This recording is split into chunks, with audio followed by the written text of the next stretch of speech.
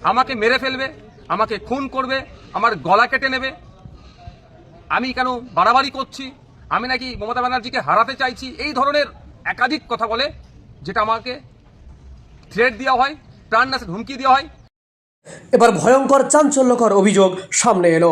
পশ্চিমবাংলার বিধানসভা কক্ষের একজন সদস্য, নির্বাচিত জনপ্রতিনিধি এমএলএ নওশাদ সিদ্দিকী, যিনি ইন্ডিয়ান সেকুলার ফ্রন্ট আইএসএফ এর চেয়ারম্যান, তাকে সরাসরি অজ্ঞাত পরিচয় নাম্বার থেকে ফোন করে তার প্রাণনাশের হুমকি দেওয়া হলো। চিন্তা করুন, এই বাংলায় যখন আরজিকর ইস্যুতে গোটা বাংলা সহ দেশ তোলপাড়, ঠিক সে সময় আইন প্রণয়ন যেই বিধানসভায় হয়, সেই বিধানসভা কক্ষের একজন সদস্যকে সরাসরি ফোন করে প্রাণনাশের হুমকি দেওয়া হচ্ছে। আরজিকরের ঘটনা থেকেই প্রমাণিত হচ্ছিল যে এই বাংলার আইন শৃঙ্খলার অবনতি কতটা চরম পর্যায়ে পৌঁছেছে। আজকের দিনে দাঁড়িয়ে ঠিক একজন বিধায়ককে যখন সরাসরি ফোন করে প্রাণনাশের হুমকি দেওয়া হচ্ছে, আবারও প্রশ্নটা উঠল যে এই বাংলায় আইন শৃঙ্খলার কোথায় গিয়ে পৌঁছেছে, আইন শৃঙ্খলার কি বেহাল অবস্থা, এই প্রশ্ন কিন্তু সাধারণ মানুষ করতে শুরু করেছেন। আসলে এই বাংলায় হচ্ছেটা কি? একজন ডাক্তার তিনি নিরাপদ নন, একজন বিধায়ক তিনিও নিরাপদ নন। তাহলে এই বাংলায় পুলিশ প্রশাসন, আইন শৃঙ্খলা তারা কি করছে? প্রশ্ন কিন্তু থেকেই যাচ্ছে। দেখুন বিস্তারিত নওশাদ সিদ্দিকী কি বললেন আরামবাগ ভয়েসের পর্দায়। 3 তারিখ অর্থাৎ পরশু দিন বেলা 11টার দিকে আমার ফোনে একটি কল আসে। আমি বিধানসভার উদ্দেশ্যে যাচ্ছিলাম, সেই সময় একটা কল আসে। কলটা রিসিভ করার পরে রীতিমতো আমাকে শাসানি দেওয়া হয়, আমাকে হুমকি দেওয়া হয়, আমাকে মেরে ফেলবে, আমাকে খুন করবে, আমার গলা কেটে নেবে। আমি কেন বাড়াবাড়ি করছি, আমি নাকি মমতা ব্যানার্জিকে হারাতে চাইছি, এই ধরনের একাধিক কথা বলে, যেটা আমাকে থ্রেট দেওয়া হয়, প্রাণনাশের হুমকি দেওয়া হয়।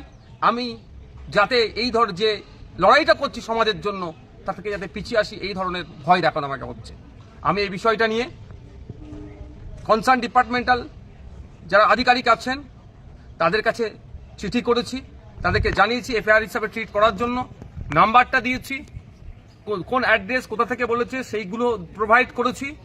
আমি আশা করছি রাজ্য সরকারের, রাজ্য প্রশাসন এটা সত্য উদ্ঘাটন করবে। তবে একটা কথা, আমি ন্যায়ের পথে আছি, অন্যায়ের বিরুদ্ধে লড়াই করছি।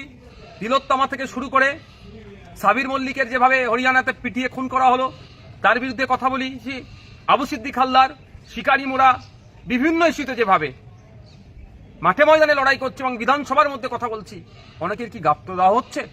আমাকে থ্রেট দেওয়া হচ্ছে? আমাকে কি চুপ করে যেতে বলা হচ্ছে?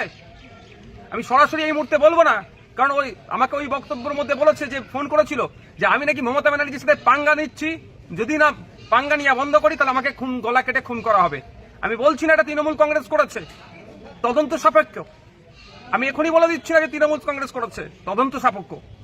তারপরেও বলছি বিচার ব্যবস্থা আছে, আমি প্রশাসনকে জানিয়েছি, সত্য উদ্ঘাটন করুক, এর পেছনে কি ষড়যন্ত্র আছে, কি রহস্য আছে, কার বা কাদের কথা শুনে আমাকে এই ধরনের ফোন করে সরাসরি আমার গলা কেটে নেবে, আমাকে খুন করবে, আমাকে হত্যা করবে, বলার সাহস পাচ্ছে। পরিশেষে একটা কথাই বলবো, আমাকে এই ফোন টোন করিয়ে কেউ যদি মনে করে নওশাদ সিদ্দিকীকে জেল খাটালাম, মিথ্যা মামলা একাধিক দিলাম, তারপর নওশাদ সিদ্দিকী দমছে না, যদি কেউ মনে করে আমাকে এই ধরনের কল করিয়ে থ্রেট দিয়ে আমাকে ভয় দেখিয়ে দমিয়ে দেবে, সে কিন্তু দিবার স্বপ্ন দেখছে।